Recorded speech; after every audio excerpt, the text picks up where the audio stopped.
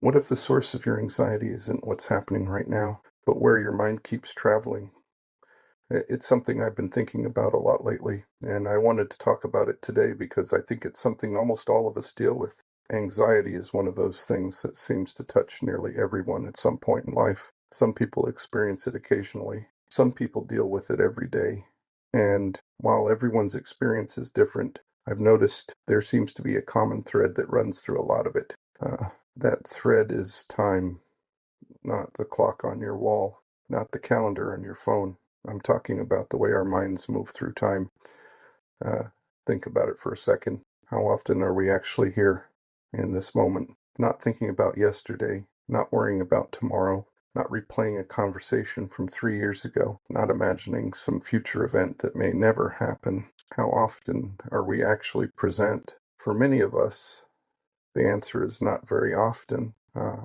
Our minds are incredible tools. They can imagine, plan, create, solve problems, and dream about possibilities. But sometimes that same ability can work against us. Sometimes our minds become trapped in loops. We replay mistakes. We relive embarrassing moments. We think about opportunities we missed. We wonder what we should have said. We wonder what we could have done differently. And if we're not stuck in the past, we're often racing into the future. What if this goes wrong? What if I fail? What if people don't like me? What if I lose something important? What if something bad happens? The mind becomes a machine that produces endless scenarios. Uh, the interesting thing is that most of those scenarios never happened, yet our bodies often respond as if they're real. We tense up, our breathing changes, our hearts race, our minds become overwhelmed. And before we know it, we've spent hours, days, weeks, or even years carrying the emotional weight of things that either already happened and cannot be changed, or haven't happened and may never happen. That's exhausting. I think one of the greatest gifts we can give ourselves is learning how to come back to the present moment. Now, when I say that, I don't mean ignoring the future completely. We all have responsibilities. We all need to make plans. We all need to learn from our past experiences. The goal isn't to stop thinking. The goal is to stop living everywhere except where you are. There is a difference. Planning for tomorrow is healthy. Living in fear of tomorrow is something else entirely. Learning from the past is healthy. Living inside the past is something else entirely.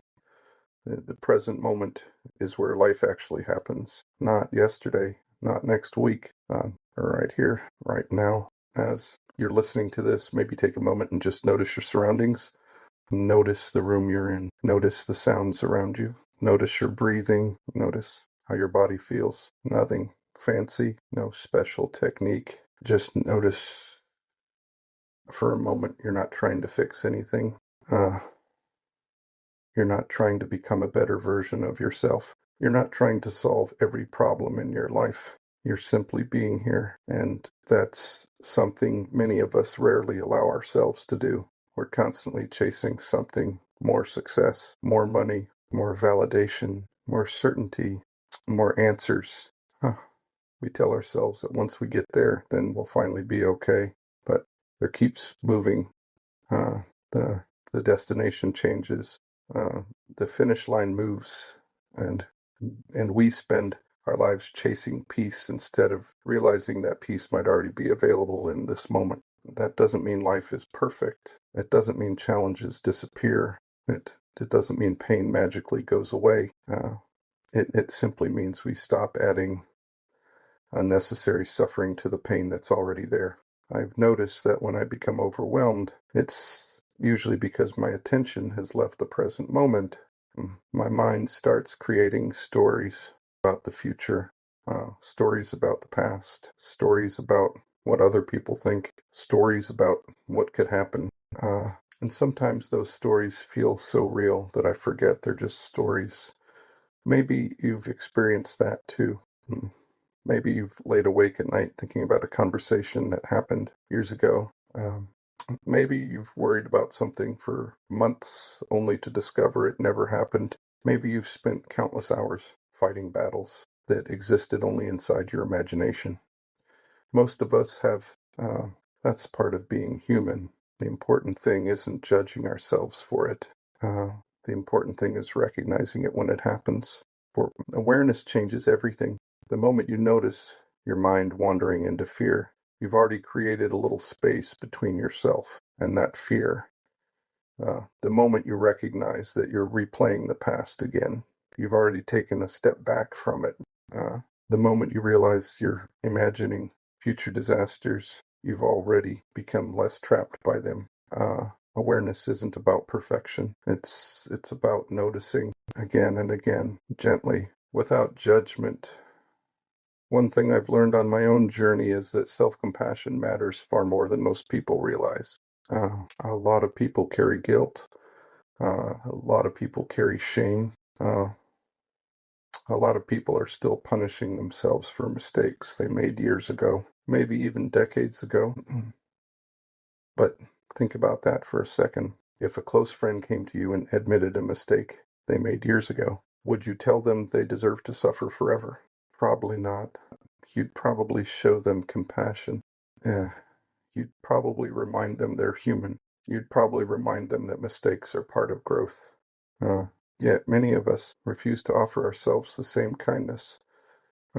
We become our own harshest critics. We hold ourselves to impossible standards, and then we wonder why we feel anxious, exhausted, and disconnected.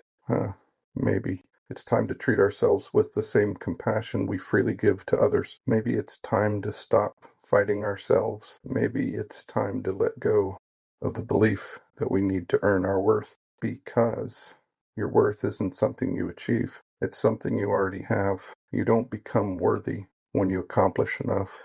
You don't become worthy when everyone approves of you. You don't become worthy when you finally get everything figured out. You are worthy now, in this moment, exactly as you are. Flawed, learning, growing, human. And that's enough. And maybe that's the message I want to leave you with today. Come back to this moment, not because it solves every problem, not because it guarantees happiness, but because this moment is where your life is happening. The past is gone. The future hasn't arrived. This breath, this heartbeat, this moment, and whenever life feels overwhelming, maybe take a pause and remember you don't have to carry yesterday. Yeah, you don't have to live inside tomorrow. You can come back to now, again and again, one breath at a time. And in that space, you may discover that the peace you've been searching for has been closer than you thought all along.